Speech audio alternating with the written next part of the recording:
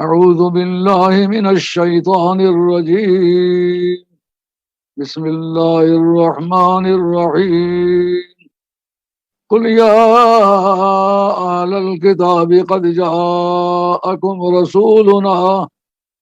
رسولنا يبين لكم كثيرا مما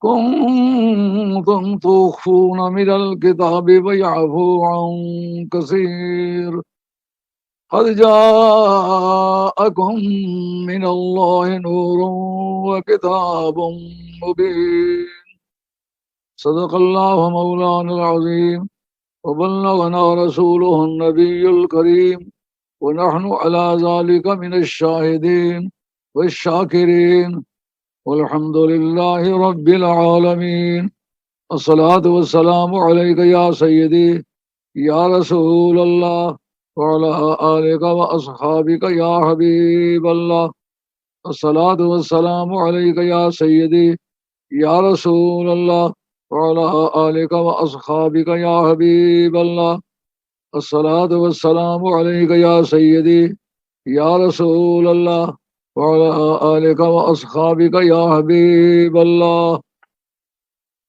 محترم سامعین و ناظرین، آپ کی خدمت عالیہ میں حاضر ہوں، اور آج دنیا کا وہ دن منانے کے لیے ہم لوگ اکٹھے ہوئے ہیں جو کائنات میں سب سے بڑا دن ہے. جتنے بھی دنیا میں انقلابی ایام آئے ہیں، اتنا بڑا انقلابی دن کبھی نہیں آیا. مثلا آدم علیہ السلام کی تخلیق بھی ایک بڑا انقلابی دن ہے، مگر ہوا کیا؟ فَإِذَا سَوَّيْتُهُ وَنَفَخْتُ فِيهِ مِن رُّوحِي فَقَعُوا لَهُ سَاجِدِينَ. جس وقت اس کا ڈھانچہ تیار کر لوں، اس کے اندر روح پھونک دوں، اس وقت تمہارا کام ہوگا اس کے سامنے سجدے میں گر جانا. یہ تبدیلی آئی ہے تو فرشتوں میں آئی ہے، کبھی ان کی گردنیں انسان کے سامنے سجدے کے لیے نہیں جھکی، آج پہلی مرتبہ. لیکن امام فخر الدین رازی رحمۃ اللہ علیہ، جن کا سن وفات 606 ہے، وہ لکھتے ہیں اپنی کتاب تفسیر کبیر میں، فقط سجد آدم علیہ الصلاۃ والسلام لاجل نور محمد صلی اللہ علیہ وسلم. جو آدم علیہ السلام کے سامنے فرشتوں سے سجدہ کروایا گیا، وہ نبی کریم علیہ السلام کے نور پاک کی وجہ سے سجدہ کرایا گیا. وہ آدم علیہ السلام کی وجہ سے نہیں کرایا گیا، نور مصطفیٰ ان کی پیشانی میں رکھا گیا تھا، اس کی تعظیم کے لیے سجدہ تعظیم ان سے کروایا گیا. اور تورات آئی ہے، زمینوں و آسمانوں میں زلزلہ آیا ہے، مگر حوران بہشتی میں کوئی تبدیلی نہیں آئی، دوزخ کے دروازے بند نہیں ہوئے، عالم ارواح میں کوئی تبدیلی نہیں آئی. لیکن سرکار تاجدار مدینہ علیہ السلام کی آمد کے موقع پر دوزخوں کے دروازے بند کر دیے گئے، جنتوں کے دروازے کھول دیے گئے، روزانہ کا عذاب موقوف ہو گیا، حوران بہشتی کو نئے سرے سے آئینہ بندیاں کرنے کی اجازت ہوئی، بلے بدلے گئے، اور زمین کی فضا بدلی گئی. وہ زمین جس نے مدتوں سے سبزہ نہیں دیکھا تھا، آسمان سے پانی کا کوئی قطرہ نہیں آیا تھا، راتوں رات بغیر بارش کے بہار آئی. پھر بہار آتی ہے تجھ میں اے گلستان غم نکھا، وہ چلی آتی ہے فوج اندلیباں غم نکھا. سرکار کی تشریف آوری بجدہ یہ جہاں فضا تھا، یعنی پوری روئے زمین ایک وقت میں باہر سے فیضیاب کبھی نہیں ہوئی. مگر باٹنسٹ جو ہیں، جو زمین کی نباتات کی جستجو کرتے ہیں، باٹنسٹ نے لکھا ہے کہ آج سے کوئی 1400-1500 برس کے ہیرے میں کوئی ایک دن کائنات پر ایسا بھی آیا ہے کہ پوری روئے زمین کا ٹمپریچر ایک تھا، اور ایک وقت میں بہار آئی ہے. اس وقت اس بہار کے شگفتہ پھولوں میں اور چٹکتی کلیوں میں اور کھلکھلائے تھے پھولوں میں اور بلبلوں کے نغمے میں پوری دنیا شریک ہوئی. پھر بہار آتی ہے تجھ میں اے گلستان غم نکھا، وہ چلی آتی ہے فوج اندلیباں غم نکھا. سرکار کا آنا کیا تھا؟ وہ ایک مجزہ جہاں فضا تھا جو پوری کائنات میں ایک جذبے کی لہر دوڑا رہا تھا، پوری کائنات میں ایک انقلاب تھا. بھئی آج دوزخیوں کو نہ مارو، کیوں؟ میرا یار آ رہا ہے. آج جنت کے دروازے کو کھول دو کیونکہ میرا یار آ رہا ہے. یہ پرانے کپڑے بدل لو، میرا یار آ رہا ہے. فرشتوں آج نئے انداز میں ذکر الہی کرو کیونکہ میرا یار آ رہا ہے. انبیاء علیہ السلام تم زمین پر اپنے قطاریں بنا لو. تو سرکار جلووں کے ہجوم میں سرکار کی آمد ہوتی ہے. جب آپ مائی صبا کے بطن میں آئے، مائی صبا کا کہنا ہے کہ مجھے ہرگز پتہ نہ چلا کہ میں امید سے ہوں، صرف میرے مینسز بند ہو گئے تو میں سمجھی کہ میں امید سے ہوں. باڈی بھاری ہوتی ہے، میری باڈی بھاری نہ ہوئی، وزن نہ بڑھا، کیونکہ لائٹ کا ویٹ نہیں ہوتا. میرے پیٹ میں آنے والا لائٹ تھا، اس لیے میرا ویٹ نہ بڑھا.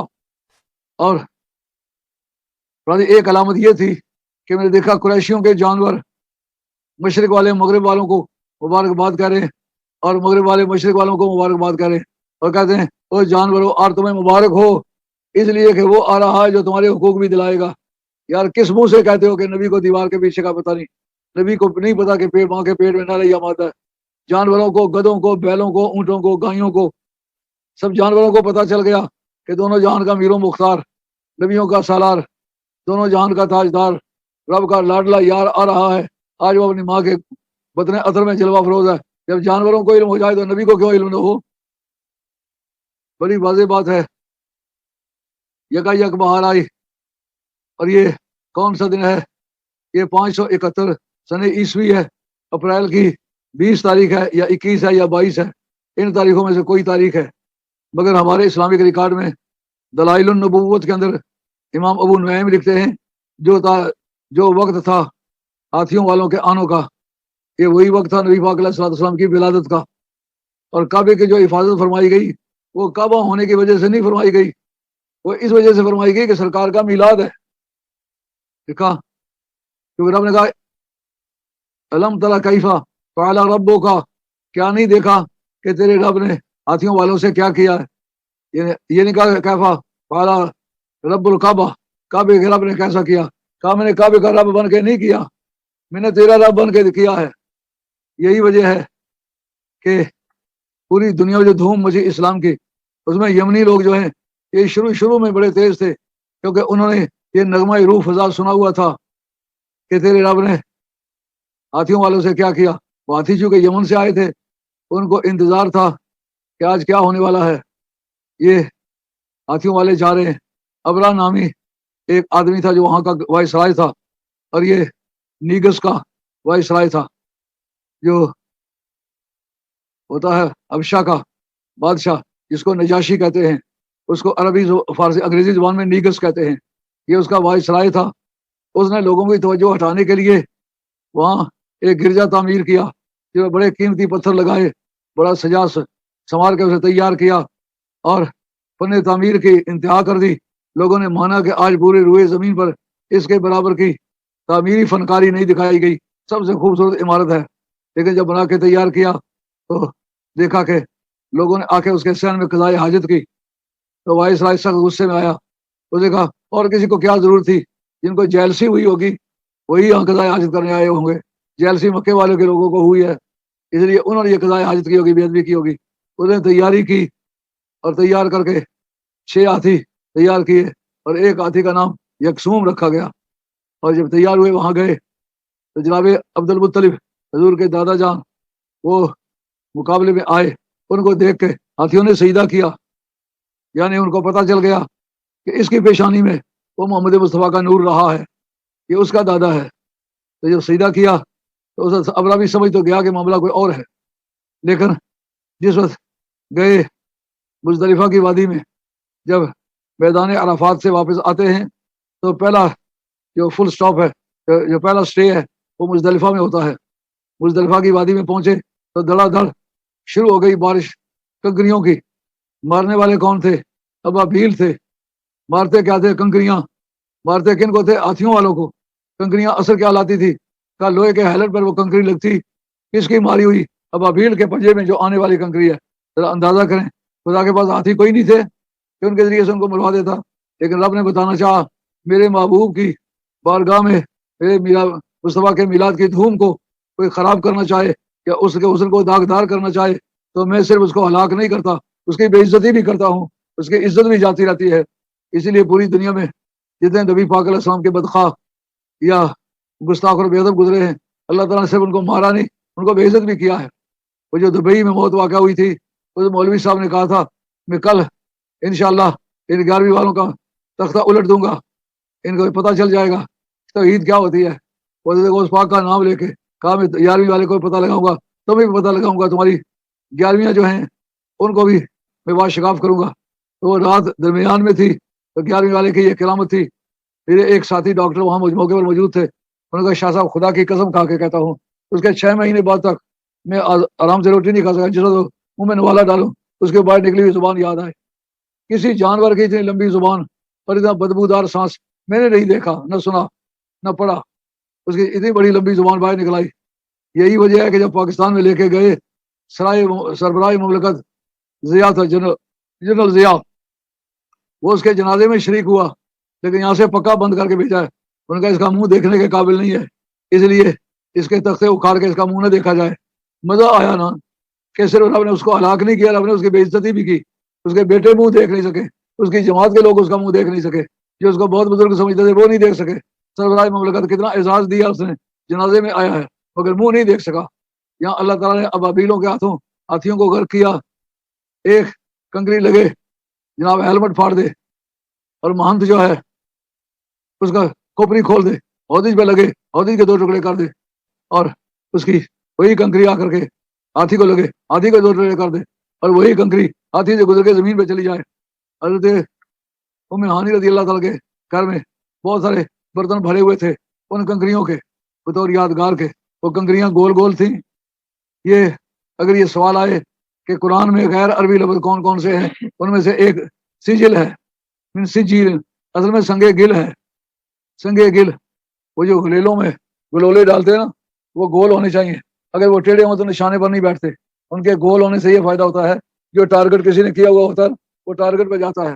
تو قدرتیں وہ کہیں بھٹی میں پکائے ہوں گے، وہ بھٹی کے گلولے تھے لیکن پتھروں سے بھی زیادہ سخت تھے۔ جناب ام ہانی کہتے میں نے وہ اکٹھا کرے، چند برتنوں میں وہ رکھے ہوئے تھے، وہ سرکار نے بھی دیکھے۔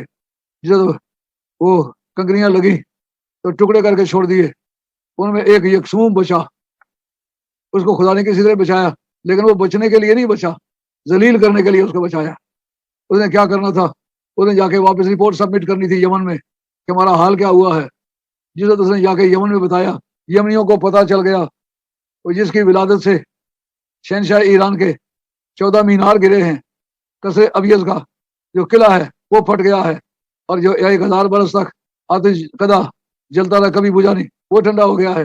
بحیرہ صاوا جو ایک جھیل تھی شام میں جس کی پوجا ہوتی تھی، سارے سملٹینیسلی ایک وقت میں یہ سارے واقعات ہوئے۔ ان سب واقعات کو اکٹھا کرنا یہ سرکار کے میلاد کا ارہاس ہے۔ اس کو کہتے ہیں ارہاس۔ جو نبوت کے اعلان سے پہلے اعلانات معجزات دیکھے گئے، ان کا نام معجزات نہیں ہے، ان کا نام ارہاس ہے۔ یہ سرکار کے میلاد کا ارہاس تھا۔ سب سے پہلی دعوت جو نبوت کی ہے وہ ارہاس ہے، معجزہ نہیں ہے۔ پہلی نبوت کی دعوت سرکار کے دین میں داخل ہونے کی تبلیغ جس نے کی ہے وہ سرکار کا ارہاس ہے۔ یہ واقعہ جو ہے کیا دیکھا کہ جناب یہ سارے کام ایک وقت میں ہوئے۔ شہر بصرہ کے شاہی محلات، اس وقت جو رومن امپائر کا دارالخلافہ تھا وہ دمشق نہیں تھا، وہ شہر بصرہ تھا۔ شہر بصرہ کے محلات جگمگا اٹھے جب یہ ساری باتیں ایک وقت میں آئیں۔ ادھر یمنیوں کو یقین آ گیا یہ وہی جوان ہے، اسی کی برکت سے، نہیں تو آج تک کبھی کنکریاں ابابیلوں نے کب ماری ہیں؟ ابابیل ہاتھیوں کو کہاں مار سکتے ہیں؟ اس نے پھر اپنی نمبرداری جتانے کے لیے یکسوم نے وہاں سے سفر کیا، لیکن ایک پرندہ اس کے پیچھے اڑتا چلا گیا۔ جدھر وہ گیا ہے اس کے پیچھے گیا ہے۔ یمن میں جا کے اس نے رات گزاری ہے، اس پرندے میں رات گزار لی۔ جس وقت وہاں سے چلا وہ پرندہ اوپر اڑتا چلا گیا۔ بحر احمر کو جب اس نے پار کیا تو اوپر اڑتا چلا گیا وہ پرندہ۔ جس وقت جا کر نجاشی کے دربار میں پہنچا، اس کو ساری تفصیل بتائی کہ اس طرح ہم نے تیاری کی، اس طرح ہم نے چرچ بنایا تھا، اس کا لیپا پوتا کیا تھا، کلر کریم کیا تھا، اس کی پچی کاری کی تھی، اچھی طرح سنبھالا تھا۔ پھر وہ جو مکے میں کعبہ ہے گھر ہے اس کو گرانے کے لیے گئے۔ جب مزدلفہ میں پہنچے جو مکہ شریف کے دودھ میں شامل ہے، پہنچتے گئے بمبارڈمنٹ شروع ہو گئی۔ اس وقت جناب سارے مارے کے ٹکڑے ہو گئے، ایک میں ہی بچا آپ کی اطلاع کے لیے میں آیا ہوں۔ جو یہ رپورٹ سبمٹ کر کے باہر نکلا، وہ بابیل جو پیچھے سے گیا تھا اس نے اوپر سے وہی کنکریاں ماری جو اپنی آنکھوں سے دیکھی نجاشی نے۔ اس کے سامنے وہ ٹکڑے ہوا، ہاتھی بھی ٹکڑے ہوا، عہدے بھی ٹکڑے ہوا، ہیلمٹ بھی ٹکڑے ہوا، اس کو نیست و نابود کر دیا۔ اس وقت نجاشی کو یقین آ گیا۔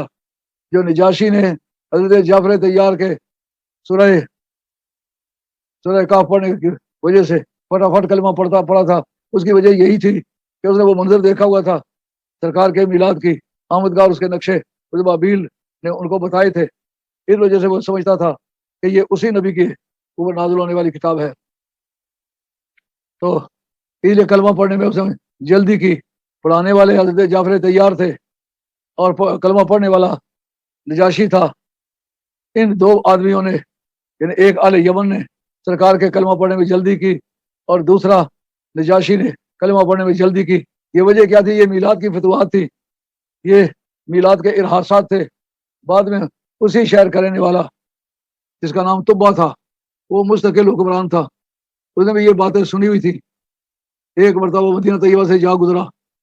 جب مدینہ طیبہ سے گزرا تو اس کے ساتھ جو مذہبی پیشوا تھے، دانشور تھے، جو کسی طریقے سے حساب کر سکتے تھے، انہوں نے بتلایا کہ تو ان کو نیست نابود کرنا چاہتا ہے، ان کو مارنا نہیں چاہیے، ان کو قتل نہیں کرنا چاہیے، ان کی مدد کرنی چاہیے، کیونکہ نبی آخر الزمان جو ہے وہ مہاجروں کا اس شہر میں آئے گا. یہ اس نبی کی ہجرت گاہ ہے. مزہ آیا نا نبی ہونے کا. رب نے چاروں کونوں میں اس کی ایسی نشاندہی کی ہوئی ہے، پٹواری نہیں بتا سکتا، انعام خور نہیں بتا سکتا، کوئی نشاندہی کرنے والا اس سے جا کے نشان نہیں ٹھونک سکتا. ایک نشانی بنائی گئی اور بادشاہوں کے ذریعے سے. اگر نیگس نے بھی کلمہ پڑھا تو بادشاہ ہے، یہ بھی نشانی ہے، لیکن اس سے پہلے طبہ گزرا ہے. تو طبہ کو جب یہ بتایا کہ وہ ایسا نبی ہوگا کہ اس کی انگلی کے اشارے سے چاند ٹوٹے گا، اس کے کہے پر سورج پلٹے گا، اس کے کہے پر درخت دوڑیں گے، اس کے کہے پر پہاڑ ناچیں گے، اس کے کہے پر سمندروں کے زلزلے رک جائیں گے، اس کی برکت سے زمین کے زلزلے رکیں گے، اس کی وجہ سے دریاؤں کی روانی رکی ہوئی جاری ہو جائے گی. وہ ایسا نبی ہے. انہوں نے کہا اگر وہ اس طرح کا نبی ہے تو میری طرف ایک چٹھی لکھو. اس چٹھی کا نقشہ موجود ہے سیرت ابن ہشام میں، اور وہ مدینہ طیبہ یونیورسٹی میں پڑھائی جاتی ہے. یعنی پوری روئے زمین پر سیرت کی کتابوں میں سب سے زیادہ معتبر کتاب سیرت ابن ہشام میری کتب خانے میں موجود ہے. کہا میری طرف سے خط لکھو کہ یہ آپ کے غلام طبہ کی طرف سے، یہ میں آپ کا سب سے پہلا مسلمان میں ہوں، میں آپ کا کلمہ پڑھتا ہوں اور آپ کو نبی مانتا ہوں. جو آپ تشریف لائیں، اگر میں موجود ہوا تو فرنٹ لائن پہ رہوں گا، آپ کی دینی دنیا ہر طرح کی خدمت میں کروں گا، لیکن کسی کے گھر چھوڑ دو. قدرت کے فیصلے دیکھیے کیسا شاندار ارینجمنٹ ہے. یہ اتفاق نہیں، یہ ایک منظم طریقہ کار ہے کہ خط لکھوانے والا کون ہے؟ طبہ. لکھنے والے کون ہے؟ اس کے مذہبی پیشوا. لکھتے کہاں ہیں؟ مدینہ طیبہ میں. چھوڑا کہاں جائے؟ کہا کسی کے گھر چھوڑ دو. انہوں نے ایک بندہ جو کپڑے بننے کا کام کرتا تھا باپ دادے سے، اس کے گھر میں وہ لیٹر چھوڑ دیا. وہ حضرت ابو ایوب انصاری رضی اللہ عنہ کا گھر تھا. جب سرکار ہجرت کر کے گئے مدینہ شریف میں، سرکار مکہ شریف سے روانہ سوموار کو ہوئے اور مدینہ شریف داخل سوموار کو ہوئے. اس پر لوگ تعجب کا اظہار کرتے ہیں کہ وہ ادھر سے جا کے تو ساتھ دن وہاں کیسے پہنچ گئے. کہا قصہ اصل یہ ہوا، جا کر وہ قبا شریف میں ٹھہر گئے، ایک ہفتہ پر وہاں ٹھہرے، اس کے بعد سوموار جو ہے اس سوموار کو گئے. تو کہتے ہیں وہ خط پڑھا کس نے؟ ابو بکر صدیق موجود ہے، عمر فاروق موجود ہے، عثمان غنی موجود ہے اور حضرت عبدالرحمن بن عوف موجود ہے. ان میں سے کوئی وہ خط نہ پڑھ سکا. جب خط کی باری آئی، سرکار نے کہا میں جاتا ہوں لیکن میری اونٹنی معمور من اللہ ہے. یار سرکار کی اونٹنی کو پتا ہو کہ رب کا حکم کیا ہے تو حسین کی اونٹنی کو اگر پتا نہ ہو، عجب تعجب کی بات ہے کہ نہیں. اگر سرکار حضرت بولا مرزا کے صاحبزادگان پر فرشتے نازل ہوں تو جس کی اونٹنی پر فرشتے آ سکتے ہیں اس کے نوازوں پر فرشتے کیوں نہیں آ سکتے؟ تو جناب سرکار فرمایا میری اونٹنی معمور من اللہ، اس کو پتا ہے کہاں جانا ہے. اچھا جی کیا کریں؟ کہا چھوڑ دیں، جن کر اونٹی جا کے خود بیٹھ جائے. بڑے بڑے امیروں نے، دولت مندوں نے، جن کے پاس وسائل معقول تھے، انہوں نے بندوبست کیے ہوئے تھے کہ جو سرکار میرے گھر میں تشریف لائیں گے. لیکن غریب نواز کی غریب نوازی دیکھیے، جو مدینہ طیبہ میں سب سے زیادہ غریب تھا، جس کو ایک گھر میں ایک گھر کا کھانا، ایک وقت کا کھانا بھی نہیں تھا، وہ گھر سے اندر سے کنڈی لگا کر اپنے مکان پر شرمندگی سے چھپا بیٹھا تھا. اس کے گھر میں اونٹنی اس سے گردن جھکا کے سونگا. جو اچھی طرح سونگ چکی، گردن اٹھائی، گردن اٹھا کے سرکار کی طرف دیکھ کے دوبارہ گردن جھکائی، گردن جھکا کے اس حویلی سے اندر چلی گئی، جا کے سین میں بیٹھ گئی. سرکار وہاں گھر کے مالک کو بلاؤ.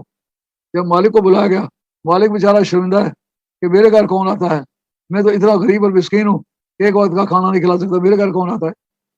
جب دروازہ کھٹکھٹایا، اس مسکین کا دروازہ کھٹکھٹانے والا کون ہے؟ انہوں نے کہا سرکار تیرے سین میں اترے ہوئے ہیں، جلدی باہر آؤ. جلدی سے دوڑے، دروازہ کھولا، آ کے سرکار کے قدمین مبارکین پر اپنے سلامی مجرا ادا کیا. سرکار وہاں تیرے گھر میں میری ایک امانت ہے. کہا جی میرے گھر تو کوئی چیز نہیں ہے. آپ تیرے گھر میں خط ہے. کہا میرے گھر میں تو کوئی خط نہیں ہے، فلاں مٹی کے برتنوں میں فلاں جگہ خط پڑا ہوا ہے. کہتے ہو نبی کو کل کا پتہ نہیں، نبی کو دیوار کے پیچھے کا پتہ نہیں، اب دیوار کے پیچھے ہے نا وہ برتن، سرکار کو کس طرح پتا ہے؟ سرکار کی نشاندہی پر جا کر ابو ایوب انصاری رضی اللہ تعالیٰ عنہ نے جا کے برتنوں کو چیک کیا، ایک پرانا سا خط نکل آیا، لیکن وہ زنگ آلود ہے، اس پر سیاہی غالب ہے، اور جب وہ لائے سب کو دکھایا گیا، کوئی نہ پڑھ سکا۔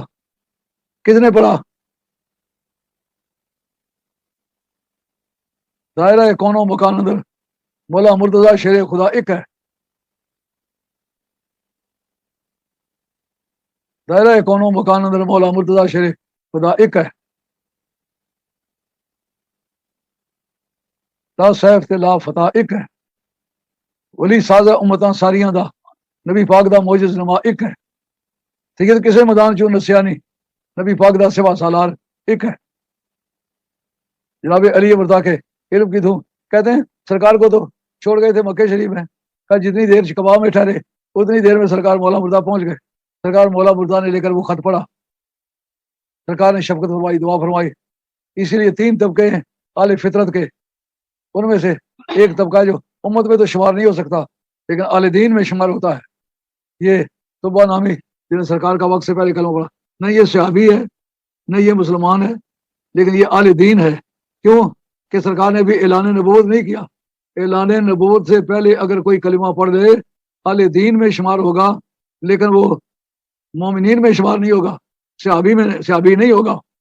یہی وجہ ہے جو بحیرہ ہے اس کو بھی اہل دین میں سے آپ کہہ سکتے ہیں، کیونکہ ابو بکر صدیق رضی اللہ عنہ سے پہلے اس نے پہچان کی ہے۔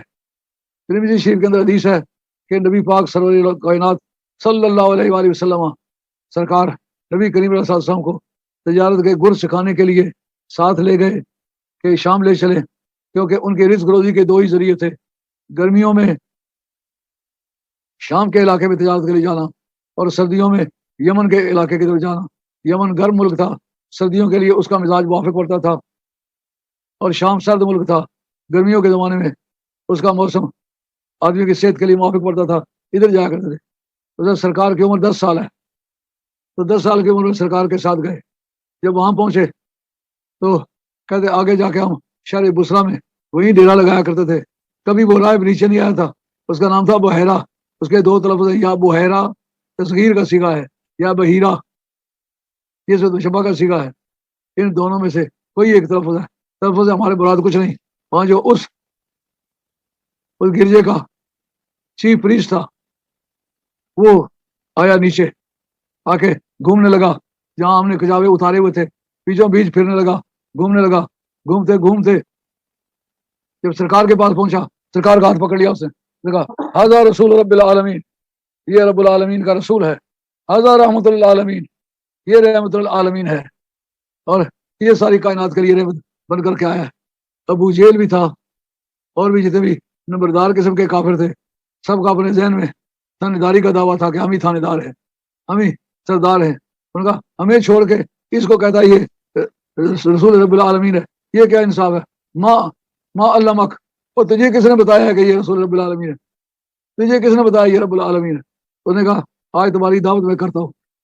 اس نے دعوت پکائی، اس نے کبھی ہماری بات نہیں پوچھی تھی، دعوت پکائی تو اس نے زہرانہ دیا، دوپہر کا کھانا دیا اس نے، تو ببول کا درخت تھا، ببول کے نیچے کپڑے بچھائے بیٹھنے کے لیے، کھانا لا کے رکھنا شروع کیا۔ سرکار کے متعلق پوچھا وہ کہاں ہے؟ ان کا وہ اونٹوں کی راکھی ہے، سب سے چھوٹا وہ ہے، تو وہ اونٹ چلانے میں مصروف ہے، بڑے جو اس کے بزرگ ہیں سارے یہاں بیٹھ گئے، وہ بیچ میں نہیں ہے۔ ان کا جس کے لیے یہ دھندا کیا ہے وہ آئے ہی نہیں، تو تم اٹھ جاؤ، اللہ اللہ کرو، اس کو لانے دو۔ جب سرکار کو بلایا گیا، مسلمانوں اس بات کو نوٹ کرو، درختوں کو کس طرح پتا چلا یہ نبی اللہ کا؟ کہتے ہیں سرکار تشریف لائے، سایہ گھیرا ہوا تھا، انہوں نے سائے کے باہر ہی بیٹھ گئے، کیونکہ سائے کے اندر جگہ نہیں تھی، جو ہی بیٹھتے گئے ببول کا درخت جھک کے سرکار کی طرف آ گیا، سرکار پر سایہ کر لیا۔ تو نے کہا اب بتاؤ اس کو کس نے بتایا یہ رحمت اللہ عالمین ہے؟ جب انہوں نے پوچھا نا ما علمک، اور تجھے کس نے بتایا کہ یہ اللہ کا نبی اللہ کا رسول ہے؟ اس نے کہا فلاں گھاٹی سے تو اندر داخل ہو رہے تھے، میں نے درختوں اور پتھروں کو دیکھا، یس جدان اس کے سامنے سجدہ کر رہے تھے، فہذان لا یس جدان الا لنبی، درخت اور پتھر نبیوں کے سوا کسی کے سامنے سجدہ نہیں کیا کرتے۔ اس سے میں سمجھ گیا یار میلوں دور جو تھا اس کو نظر آنے لگا، مگر سینے میں ایمان کی لائٹ جلتی ہو تو پھر نبی پہچانا جا سکتا ہے. پسینہ سیاہ ہو، وہ بلب اڑ گیا ہو، وہ فیوز اڑ گیا ہو تو پھر کچھ نظر نہیں آتا. جو ساتھ تھے ان کو نظر نہیں آیا، جو دور تھا اس کو نظر آیا. اس وقت اس نے سرکار کو، آپ کے چچا جان کو مجبور کیا. میں کہا اس کو شام لے جاؤ گے، اس کی پیشانیوں سے اس کا نبی ہونا، اس کا رحمت العالمین ہونا بالکل واضح ہے کہ چھپ نہیں سکے گا. یہودی اس کو قتل کر دیں گے تو اس سے آپ کو یہ نقصان ہوگا. میں آپ کی خدمت عرض کرتا ہوں ادب سے کہ اس کو واپس بھیجو. اس جگہ ترمذی کے اندر حدیث کے جو الفاظ ہیں اس پر محدثین کو اعتراض ہے کہ جناب ابوبکر صدیق کو اور ان کے غلام حضرت بلال کو ان کے ساتھ کیا، ان کو واپس کیا. لیکن اس پر محدثین بحث کرتے ہیں، کہتے ہیں یہ حدیث کا ٹکڑا جو ہے یہ ملا کا ہے، کسی دوسری حدیث کا ٹکڑا ہے، کسی کی غفلت سے ادھر اٹیچ ہو گیا ہے. کیوں کہ حضرت ابوبکر صدیق رضی اللہ تعالیٰ سرکار سے 2.5 برس چھوٹے ہیں، وہ تجارت کے لیے ادھر جا سکنے کا ان کا کوئی چانس نہیں. پھر بلال حبشی کو جو انہوں نے خریدا ہے وہ تو جوانی کے زمانے میں خریدا ہے، تو بلال حبشی اس وقت کہاں ان کے ساتھ ہو سکتے ہیں. تو دونوں باتیں عقل کو اپیل نہیں کرتی. تو سرکار کو وہاں سے انہوں نے واپس کیا. تو شہر بصرہ جو تھا اس کے اندر نورانیت جو تھی وہ نور چمکا. اس موقع پر یہ قابل غور ہے کہ ایران جو ہے اس کا جو آتش کدا تھا 1000 برس سے کبھی ٹھنڈا نہیں، وہ ٹھنڈا ہو گیا. ایران کے شاہی محلات کے 14 مینار گرے، سخت بنے ہوئے تھے وہ گر گئے. قصر ابیض کی دیوار پھٹ گئی. عباسیہ کے زمانے میں جیالوجسٹ نے، ان طبقات ارض کو جاننے والے، یعنی زمین میں کیا ہے اس کے جاننے والے ماہرین نے اس کو ٹیسٹ کیا اور کہا اس کے نیچے اتنے خزانے ہیں، اگر یہ قلعہ اکھاڑا جائے اس کے نیچے سے وہ قیمتی جواہرات، سونا چاندی، روپیہ پیسہ دفن ہے کہ قیامت تک اس خاندان کو بادشاہی کرنے کے لیے کسی سرمایہ کی ضرورت نہیں ہوگی، وہ سرمایہ کافی ہوگا. اس وقت کے قلعہ شکن آلات عباسیہ نے استعمال کیے لیکن وہ اس دیوار کو توڑ نہ سکے. وہ محبوب کبریا جو قلعہ شکن آلات سے جو دیوار ٹوٹ نہ سکی، 13 قدم مکے میں پڑا، ادھر یہ دیوار خود بخود ٹوٹ گئی. وہ قصر ابیض میں آج بھی وہ پٹن موجود ہے. جتنے زائرین جاتے ہیں ان سے پوچھو، وہ دیوار کسی نبی کے میلاد کا معجزہ، اراس، اس کو اراس کہنا چاہیے. کسی نبی کے میلاد کا اراس آج تک موجود نہیں ہے سوائے اس دیوار کے. یہ سرکار کے میلاد کا اراس ہے، وہ معجزہ جو اعلان نبوت سے پہلے کا ہوتا ہے. اب نبی کے دودھ پینے کا زمانہ ہو، پیدائش کا زمانہ ہو، بچپنے کا زمانہ ہو، کھیلنے کا زمانہ ہو، دوڑنے بھاگنے کا زمانہ ہو، اعلان نبوت سے پہلے کے جتنے خلاف عادت، سپر ہیومن، ایکسٹرا آرڈینری اور سپر نیچرل، ان سب کو کہے گے ارحاسات. یہ سرکار کا اراس ہے، بھی سرکار کی خصوصیت ہے کہ وہ دیوار میں پھٹن جو ہے وہ آج تک موجود ہے. آج بھی کوئی چاہے یہ معلوم کرنا چاہے کہ وہ واقعہ کیسے ہوا، کب ہوا، ایران کی پوری تاریخ بتلائے گی. اس دیوار کا پھٹنا معمولی چیز تو نہیں، یہ ارکائیوز کی تاریخوں میں بالکل موجود ہے. امام قسطلانی رحمۃ اللہ علیہ دنیا کی شرح میں زرقانی کے اندر یہ لکھا ہے کہ یہ آج تک اس کے ناپ بھی، تول بھی، لمبائی بھی، چوڑائی بھی، گہرائی بھی سب مذکور ہے. جس کا مطلب یہ ہے آپ کسی طرح اس واقعے کی سچائی کو جھٹلا نہیں سکتے. سرکار کی جو تشریف آوری ہے ایک تو اس ذریعے سے واضح ہوئی کہ سرکار کا آنا کیا تھا. کائنات کی آئینہ بندیاں ہوئیں، کائن کی آئینہ بندیاں ہونے کے ساتھ ساتھ زمین و آسمان میں انقلاب ہے. اتنا بڑا انقلابی دن کوئی نہیں دیکھا گیا. کائنات میں دوزخیوں کو پہلی مرتبہ عذاب قبر سے رہائی ہوئی. تو یار ہم پر ایسا دن کبھی نہیں آیا کہ دوزخ کی آگ ٹھنڈی ہو. ان کا آج وہ آیا ہے جس دنیا بھر کی آگوں کو ٹھنڈا کر رہا ہے. کائنات کے سب سے بڑا انسان دنیا میں آیا ہے. نبی کریم علیہ السلام کی تشریف آوری ہوتی ہے. اس کی ایک علامت یہ تھی کہ یہ جو اسٹرانومرز ہیں ان کی ایک تحقیق ہے، فرشتوں کا ایک جھنڈ ہے 3 ستاروں کا جن کو غفر کہتے ہیں. وہ سوائے نبی کی آمد کے اور کسی وقت وہ طلوع نہیں ہوتے. فقط ولد محمد عند طلوع الغفر، سرکار کی ولادت باسعادت اس وقت ہوئی جس وقت وہ 3 ستارے، ایک موٹا سا ستارہ آگے آ گیا، 2 چھوٹے چھوٹے ستارے پیچھے، امام آگے ہے، مقتدی پیچھے، ساری کائنات کا امام آیا تو وہ سلامی مجرا پیش کرنے کے لیے حاضر بارگاہ ہوئے. اور اس پر سمجھنے کی بات کیا ہے، کہتے ہیں کہ جو جو وقت گزرتا گیا ماؤں بہنوں کا بدن بھاری ہوتا جاتا ہے، بڑھتا جاتا ہے، ویٹ بڑھ جاتا ہے، مگر جو جو سرکار کی ولادت کا وقت قریب آ رہا ہے میرا ویٹ بڑھتا نہیں ہے. وجہ کیا ہے؟ لائٹ کا ویٹ نہیں ہوتا، وہ لائٹ ہے اس لیے ویٹ نہیں ہے. اور ولادت ہوئی، جس وقت ولادت ہوئی اس وقت تو ایک عورت کی شہادت بھی کافی ہے. اگر ایک نواب ہے مر گیا ہے، اس نے چوری شادی کی ہوئی تھی، شادی قانون سے ثابت ہو گئی لیکن اس کا بچہ پیدا ہوا ہے، گواہ کوئی نہیں. ایک دایا پیسہ پیش ہو جائے، ایک عورت کی شہادت پر پوری اسٹیٹ کا فیصلہ ہو جائے گا. کیوں؟ قانون کہتا ہے اس وقت مرد جس کا بچہ ہوتا ہے اس کو بھی اندر نہیں جانے دیتے، لیبر ہوم میں اس کو نہیں جانے دیتے، کہتے یہ شرم و حیا کا وقت ہے، میں آنے کی اجازت نہیں، صرف عورت ہی ہوتی ہے۔ تو ایک دایا کی شہادت پر پوری اسٹیٹ کا فیصلہ ہو جائے گا۔ یہاں سرکار کی ولادت کا وقت ایک تو آپ کی مائی صاحبہ کہہ دی خراجہ منی نور، مجھ سے نور برآمد ہوا، اس کو لکھا ہے حضرت قاضی ثمر اللہ صاحب پانی پتی نے تفسیر مظہری میں، انہوں نے حوالہ دیا ابن حبان کا، کہتے ہیں ان سب نے اس حدیث کو تواتر سے نقل کیا ہے کہ بھائی صاحب فرماتی ہیں کہ میرے پیٹ سے نور برآمد ہوا ہے، موقع کی گواہ ماں پہلے ہے، وہ چونکہ کیس کی مدعی ہے اس کو گواہ نہ سمجھا جائے۔ مائی شفا حضرت عبد الرحمن ابن عوف رضی اللہ تعالی عنہ کہتے ہیں میں موقع کی گواہ ہوں، جب سرکار اپنی والدہ مائدہ سے کہ بطن مبارک سے باہر آئے، میں نے نیچے ہاتھ رکھے، میرے ہاتھوں پر نور آیا، لیکن نور کی باڈی آئی، لیکن ساتھ ہی جات صحابت بیضاء غیبت عنی، کہ ایک سفید بادلوں کا خیمہ آیا نورانی، اس نے آ کر اس کو ڈھانپ لیا۔ اس کو ڈھانپا کیوں؟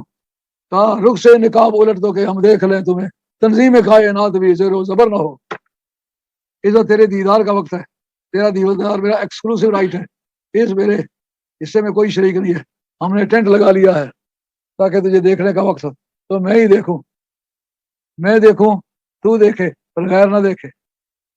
تمہارا مزہ آیا نا سرکار۔ اب تیسری کون ہے؟ ام ایمن حضرت عبد المطلب کی کنیز تھی، اس سبب سے وہ وہاں موجود تھی۔ ایک اور خاتون ہے جن کا نام اس وقت میرے ذہن میں نہیں ہے، بہرحال یہ 4 خواتین تھی۔ ایک بات یہ سمجھنے والی ہے کہ جس نے سرکار کے میلاد کا منظر دیکھا اس نے سرکار کی دعوت کا انتظار نہیں کیا، اس نے بغیر دعوت کے کلمہ پڑھ لیا۔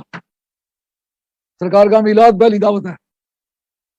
یہ سوال آئے کہ سرکار کی نبوت کی پہلی دعوت کس نے دی ہے؟ کسی معجزے نے دیا ہے؟ نہیں، ہرگز نہیں۔ چاند کے ٹوٹنے نے دی ہے؟ نہیں، ہرگز نہیں دی۔ سورج کے پلٹنے نے دیا ہے؟ نہیں، ہرگز نہیں دی۔ معراج پر جانے نے دیا ہے؟ نہیں، ہرگز نہیں دی۔ اور پتھر ناچ رہا تھا، کوئی وقت ٹھوکر مار کو کھڑا کر دیا، اس نے دی؟ کہا پہلی شادی اس نے نہیں دی۔ کہا سرکار کے اشارے پر درخت دوڑے، انہوں نے شادی؟ کہا پہلے انہوں نے نہیں دی۔ حضرت تفسیر بدری کے اندر سورہ نور کی تفسیر میں لکھتے ہیں، کہتے ہیں پہلی دعوت بقول حضرت عباس کے، کہتے اول ما دعانی فی دخول فی اسلام کا اذ کنت فی الماد کنت تناغ القمر حیث و تشیر الیہ مال۔ سب سے پہلی دعوت مجھے اس واقعے نے دی جب آپ گہوارے میں تھے، آپ چاند سے باتیں کر رہے تھے، جدھر آپ کا اشارہ ہوتا تھا چاند ادھر ہی لوٹ جاتا تھا۔ الیہ مال عربی زبان میں جار مجرور کو مقدم کرنے کا فائدہ حاصل ہے کہ اور کسی طرف نہیں جا سکتا تھا، اشارہ ادھر ہو گیا تو بے شک آربیٹر کا ایک ادھر چلو۔ عالم اسلام میں جو ٹائم ہے، ٹائم ٹیبل وہ سورج کے ذریعے سے بنتا ہے، جو ڈیٹے ہیں، جو کیلنڈر ہے وہ چاند کے ذریعے سے بنتا ہے۔ آربیٹر پر جا رہا ہے چاند، اپنے محور پہ گھوم رہا ہے، فلاں مہینے کی فلاں تاریخ بیٹی کا نکاح کر کے دیں گے، انتظار ہے، وہ آگے تاریخ آ رہی ہے، سرکار کی گئی پیچھے کی طرف بڑھ گئی، اب نکاح بیچ میں رہ گیا۔ اس کے بعد فلاں مہینے کی فلاں تاریخ کو تنخواہ دیا کریں گے، اب جناب سرکار کا اشارہ ادھر چلا گیا، وہ 6 مہینے بعد چلا گیا، اب تنخواہ 6 مہینے لیٹ ہو گئی، بچے کی ولادت کی بیڈ اسپتال میں ویزا کی بک کی ہوئی ہے، اب وہ اور تاریخ کو ہے، اشارہ ادھر ہو گیا، 6 مہینے بعد میں چلا گیا۔ تو بتاؤ جدھر سرکار کا اشارہ، اب پورا کیلنڈر جو ہے، جو آپ کی ڈیٹیں تیار ہوتی ہیں، وہ سرکار کی انگلی کے اشارے سے سالوں کا فاصلہ پڑ گیا۔ آپ نے اس واقعے نے مجھے اسلام کی پہلی دعوت دی ہے۔ چچا پاس رہنے والا جن کے سامنے سرکار پیدا ہو، ان کا آپ نے مجھے مسلمان ہونے کی دعوت پہلے نہیں دی، مجھے اس واقعے نے پہلی دعوت دی، اس سے میں مسلمان ہوا۔ اب جناب نبی کریم صلی اللہ علیہ وسلم کا پہلا کلمہ پڑھا حضرت خدیجہ الکبریٰ نے، دوسرا پڑھا حضرت مولا مرتضیٰ نے، تیسرا پڑھا زید بن حارثہ نے، چوتھا ام ایمن نے۔ یہ ام ایمن سرکار کی دایا ہے۔ پوچھو تجھے کس نے کہا ہے؟ تو اتنی دانشور ہے بھی نہیں، دین و ایمان کو سمجھنے کا معاملہ تو بڑے شعور کا معاملہ ہے، تجھے کس نے کہا ہے؟ ان کا جو میں نے دیکھا تو مجھے یقین آ گیا کہ جیسا کوئی بھی نہیں۔ بے مثلیت سرکار کی، لاسانیت سرکار کی، یکتائی سرکار کی، اس نے مجھے واضح کر دیا یہ عام بندہ نہیں ہے، یہ نبی ہے، بغیر دعوت دینے کے کلمہ پڑھا ہے. حضرت بھائی شفا کہتی ہیں میں نے بھی سرکار کی دعوت کا انتظار کیا. عبد الرحمان ابن عوف رضی اللہ عنہ کی والدہ ماجدہ نے سرکار کی دعوت کے بغیر کلمہ پڑھا کیونکہ وہ سرکار کے میلاد پاک کی گواہ ہیں. حضرت صہیبہ اس کے بعد صوبیہ پڑھتے ہیں لیکن صحیح لفظ صہیبہ ہے. اصل میں قلب مکانی ہوئی ہے صہیبہ. صہیبہ میں قلب مکانی کریں. قلب مکانی کس بات کا نام ہے؟ معنی قلب مکانی مرتبہ سازم بیان نقل حرف المکان دانسوئے دیگر مکان. انٹرپولیشن ایک دوسرے کی جگہ لے جانا. ایک حرف کو اٹھانا ایک سے دوسری جگہ لے جانا. اس حرف کو اٹھانا اس کی جگہ لے آنا. اس نے صہیبہ کو صوبیہ بنا لیا. اس نے بغیر دعوت کے کلمہ پڑھا ہے. کیوں؟ انہوں سرکار کی میرے سامنے گھڑی موجود ہے.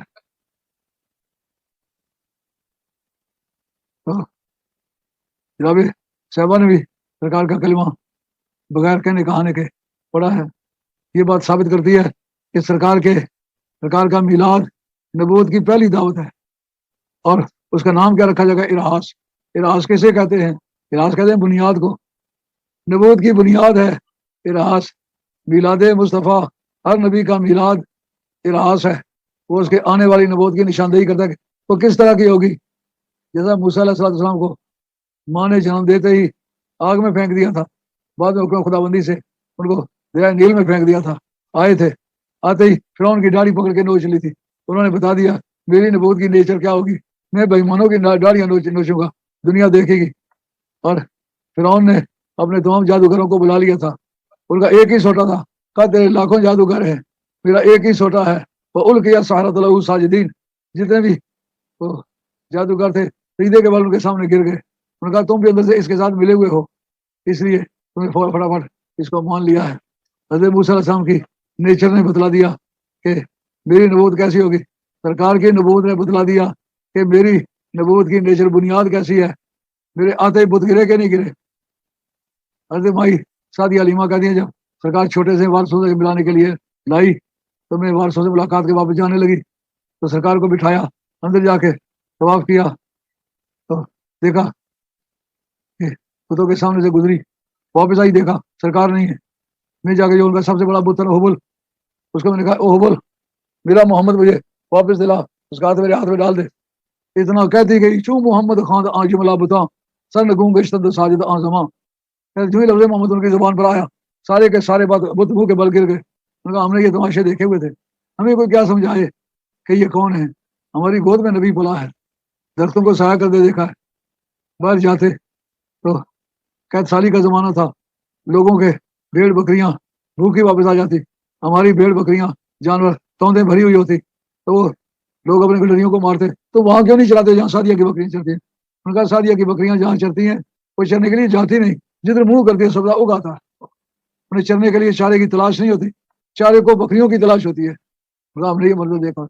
گھر میں جس حصے میں اندھیرا ہوتا ہے اور کوئی چیز کھو جاتی ہم سرکار کو اٹھا کے لے جاتے. سرکار کے چہرے کی روشنی میں ہم کھوئی ہوئی چیز تلاش کر لیتے.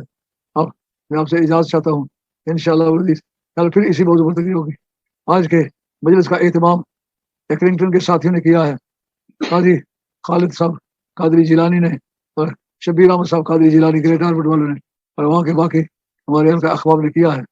اور انشاءاللہ کل اسی مجلس کا اہتمام شیفیلڈ والے دوست آفتاب صاحب قادری کل لیسٹر ہے پھر آپ کو بہتر پتا ہوگا. کل پھر لیسٹر کا چودھری محمد رمضان صاحب قادری جیلانی لیسٹر والے اس مجلس کا اہتمام کریں گے. امید ہے کل بھی آپ ذوق سے سنیں گے. تو آج آپ کو اتنا پتہ چل گیا کہ وہ 570 سن ہجری میں اور 20 اپریل کو یا 21 اپریل کو آپ کی ولادت بات شاد ہوئی اور اس وقت کوئی بارش نہیں ہوئی تھی باہر نہیں تھی یک باہر آئی. دنیا میں جو تبدیلیاں آئی ہیں اس کا خلاصہ آپ کو پیش کیا ہے. کل انشاءاللہ اس کی تفصیلات مزید آپ کے سامنے رکھیں گے. یہ ان کا فائدہ یہ ہوتا ہے جس گھر میں قرضہ ہے رزق کی کمی ہے یہ باتیں انہی باتوں کو لے کے دوہراؤ ذکر کرو درود شریف پڑھو. انشاءاللہ قرضہ جاتا رہے گا بیماریاں جاتی رہیں گی مقدمات سے نجات ہوگی. اس لیے مسلمان جس جگہ کوئی عالم نہیں بھی ہوتا کوئی کتاب رکھ کے ان واقعات کو پڑھتے ہیں اس کی برکت کو محسوس کرتے ہیں. آج تک تجربہ آل اللہ کا موجود ہے. وہ اس کی تائید کرتے ہیں کہ جس کی مصیبت کبھی دور ہونے والی نہ ہو یہ تجربہ کر اللہ کامیابی عطا فرمائے. وما علینا الا البلاغ المبین. واخر دعوانا الحمد للہ رب العالمین.